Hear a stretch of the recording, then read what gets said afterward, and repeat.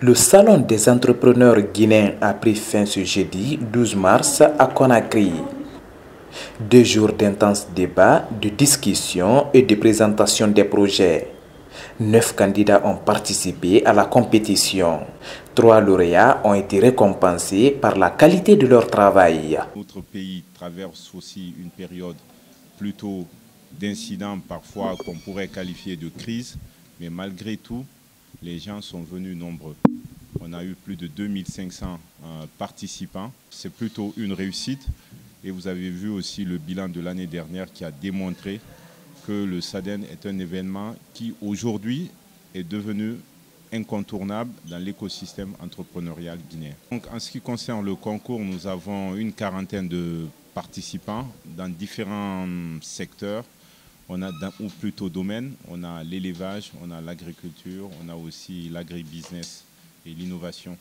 Donc dans chacun de ces secteurs, il y a eu un seul candidat qui a bénéficié aussi d'un prix de 30 millions.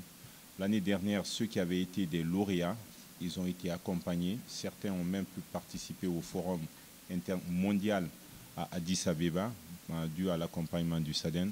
Ceux qui n'ont pas été lauréats ont pu bénéficier de l'accompagnement, des formations. Et vous l'avez constaté aujourd'hui que le PEDEG, qui est notre partenaire sur cette seconde édition SADEN, s'engage à prendre tous les projets, à soutenir tous ces acteurs pour la matérialisation de leurs projets. Les jeunes entrepreneurs qui ont reçu ces prix d'encouragement n'ont pas manqué d'exprimer leur satisfaction et leur gratitude aux organisateurs du SADEN 2020. J'ai gagné dans la catégorie Agrobiz Innovation et je suis vraiment content de ce prix par rapport à sa visibilité, d'accord, et le caractère très difficile du prix par rapport à les sociétés avec lesquelles j'ai compéti, qui étaient vraiment des entreprises de taille, qui avaient la même hargne que moi.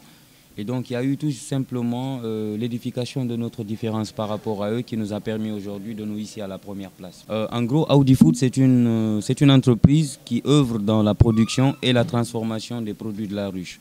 Bon, quand je parle des produits de la ruche, c'est le miel, la gelée royale, le propolis, le pollen, de la cire. C'est un honneur pour moi vraiment de remporter ce prix parce que je me dis que dans l'entrepreneuriat aujourd'hui, il faut vraiment être courageux, être patient et persévérer dans tout ce qu'on fait. Ça a été vraiment plusieurs semaines de préparation avec nos coachs et aussi le stress, tout et tout. Mais Dieu merci, aujourd'hui, ça s'est vraiment bien passé.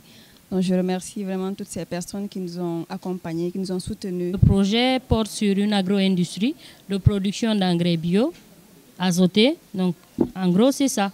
Et si je peux dire, je remercie d'abord ma famille et je remercie l'ambassade des États-Unis à travers son projet Fulbright Ideation Challenge et je remercie aussi toute l'équipe de SADEN. Le ministre Curtis, présent à la cérémonie de clôture, a réitéré l'engagement de l'État guinéen à soutenir les jeunes entrepreneurs. Il a aussi félicité les lauréats de la 2e édition du SADEN.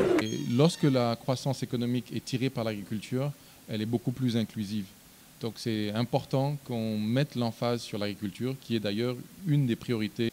Aux lauréats de cette année, je les félicite parce qu'apparemment la compétition était très rude. Les membres du jury m'ont dit qu'ils ont eu du mal à départager les différents lauréats tellement les projets qui ont été présentés étaient des projets de qualité. Donc félicitations à eux, beaucoup de persévérance et ils doivent savoir que nous sommes là. Le SADEN 2020 a été dédié au monde agricole, une manière de booster le secteur. Un secteur qui, selon les organisateurs, pourrait diminuer le taux de chômage et lutter contre l'immigration clandestine dans le pays.